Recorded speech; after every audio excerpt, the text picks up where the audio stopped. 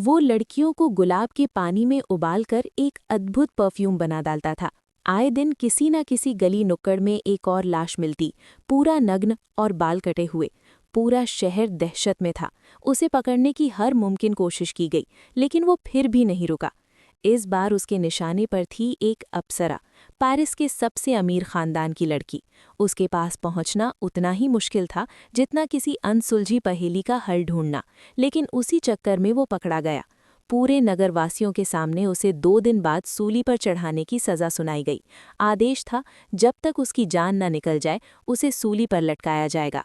ये सुनकर नगरवासियों में खुशी की लहर दौड़ गई। उस दरिंदे का नाम था जीन बैप्टिस्ट ग्रेनुई, जिसे ईश्वर ने नाक नहीं बल्कि एक खास वरदान दिया था, इतनी तेज सूंघने की ताकत कि वो उस खुशबू को भी पहचान लेता था जो बाकी दुनिया के लिए अदृश्य थी। यहाँ से कहानी पीछे लौटती है, उसके बचपन की ओर। ग्रेनुइया की माँ फिश मार्केट में काम करती थी। एक दिन अचानक उसे दर्द उठा और वहीं पर ग्रेनुइया का जन्म हुआ। पैदा होते ही माँ ने बच्चे को लात मार दिया।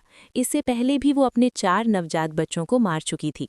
उसे लगा कि ग्रेनुइया भी मर गया, लेकिन तभी मार्केट की गंदगी सूंघकर वो जोर से रो पड़ा। माँ घबरा गई और तुरंत वहां से भाग निकली। लोगों ने सब देख लिया और शोर मच गया।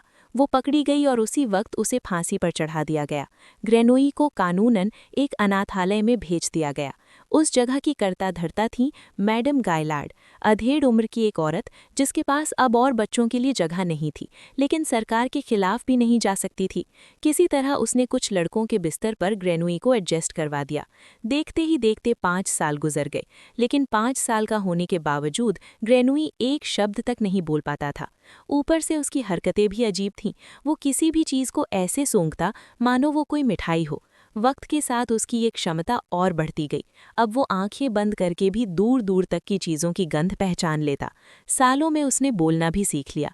जब वो 13 साल का हुआ तो मैडम गैलार्ड के पास अब उसके लिए कोई कमरा नहीं था। मजबूर होकर उसने ग्रेनुई को एक चमड़े के व्यापारी को बेच दिया। उस वक्त चमड़ा बनाने वाली फैक्ट्रियों में इंसान की औसतन उम्र महज 5 साल होती थी। वहाँ केमिकल्स, बदबूदार पानी और गंदगी से भरा माहौल था। ज्यादातर लोग कुछ ही सालों में मर जाते। एक दिन उसका मालिक उसे काम के सिलसिले में शहर ले गया और वहीं पहली बार ग्रेनुई को एहसास हुआ, ये शहर तो असंख्य खुशबुओं से भरा पड़ा है। हवा में हजारों तरह की गंधें थीं, फूलों की, मसालों की, इत्रों की, इंसानों की। तभी उसकी नाक ने एक ऐसी खुशबू पकड़ी जैसी उसने पहले कभी महसूस नहीं की थी। उसके मालिक को पास ही एक इत्र की दुकान के बगल वाले व्यापारी से डील करनी थी। जब वो काम में व्यस्त था, ग्रेनुई ये सूंघते सूंघते इत्र की दुकान तक जा पहुंचा।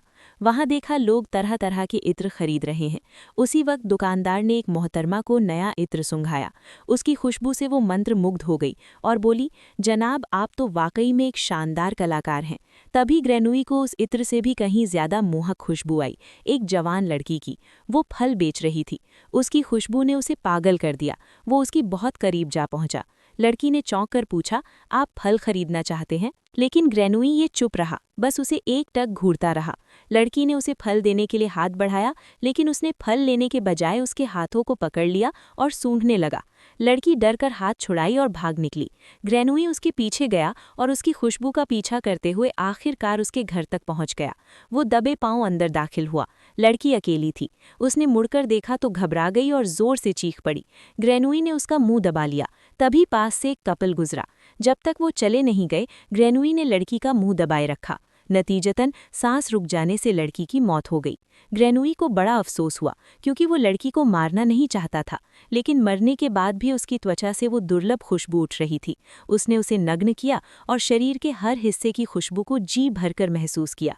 ये उसका पहला शिकार था। वो रात को वापस लौटा तो मालिक ने उसे बुरी तरह पीटा। अगर अगली बार बिना बताए गायब हुआ तो जान ले लूंगा। उस रात वो सो नहीं सका, इसलिए नहीं कि उसे मार पड़ी, बल्कि इसलिए कि लड़की की गंध ने उसे स्पष्ट रास्ता दिखा था। उसे समझ आ गया था कि उसका जन्म क्यों हुआ है। वो दुनिया की सबसे बेहतरीन खुशबू को पकड़ने और उसे हमेशा के लिए कैद करने के लिए पैदा हुआ है। उन दिनों पेरिस में करीब 1 दर्जन परफ्यूमर थे। उनमें से एक था इटालियन परफ्यूमर जियोसेपे बाल्दीनी, जिसकी दुकान द पॉन्ट टू चेंज नामक पुल के बीचों बीच थी। 3 साल पहले तक वो इस धंधे के बादशाह थे, लेकिन मार्केट में नए नए परफ्यूमर आने के कारण बाल्दीनी की दुकान सुनसान पड़ चुकी थी। इन दिनों पेरिस के बाजार में एक नए परफ्यूम की धूम मची थी, वही परफ्यूम जिसे हमने कुछ देर पहले देखा था। हर कोई उसी का दीवाना था। बाल्दीनी ने भी उसकी खुशबू की जांच की। नींबू के तेल, लवंग के रस और जाने किन किन तत्वों का मिश्रण था उसमें। उन्होंने उसे दोहराने की बहुत कोशिश की, लेकिन बार बार असफल रहे। थक हार कर वहीं सो गए। तभी दरवाजे पर दस्तक हुई। वो था ग्रेनुई, जो उनके ऑर्डर की बकरी की खाल लेकर आया था। बाल्दीनी ने दरवाज़ा खोला। कहानी अब वापस उसी दिन पर लौटती है जिस दिन ग्रेनुई को सूली पर चढ़ाया जाना था।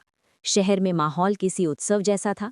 सड़कों पर भीड़, छतों पर लोग, हर कोई उस कुख्यात हत्यारे को मरते देखने को उतावला था। उधर जेल के अंदर सारा इंतजाम हो चुका था। जेलर उसे लेने पहुंचा और तभी ग्रेनुई ने मौका पाकर अपने परफ्यूम की शीशी खोली। जैसे ही उसकी खुशबू हवा में फैली, पूरे माहौल में जादू फैल गया। उस महक ने सबके होश उड़ा दिए।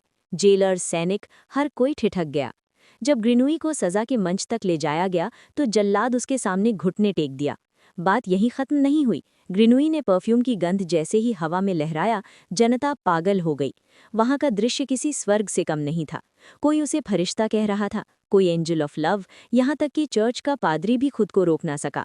हर कोई मान चुका था कि वो कोई इंसान नहीं बल्कि ईश्वर का अवतार है। उसी पल उसके चेहरे पर उदासी छा गई।